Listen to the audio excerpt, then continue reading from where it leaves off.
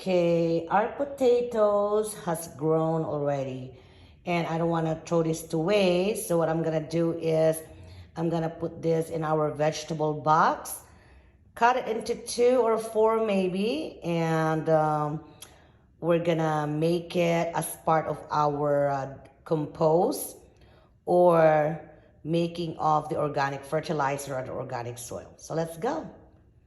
So, there you go. Nakat na natin ang ating patatas into cubes or halves. So, ilalagay natin yan doon sa ating lupa.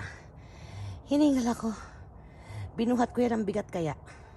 Alright, so ayan na. Nasa lupa ng ating mga hinahati-hati na patatas, no? So now, kukunin ko yung pala at tatakpan ko yan para mas mabilis siya na ma-decompose. So ayan, hi, napala ko na. Tinabunan ko lang siya ng lupa. So simple as that, guys, okay? So if you have any vegetables that already rotten or will start to rot, ilagay nyo lang sa lupa yan, guys. Tapos takpan nyo ng lupa. Hindi naman kailangan na fully covered.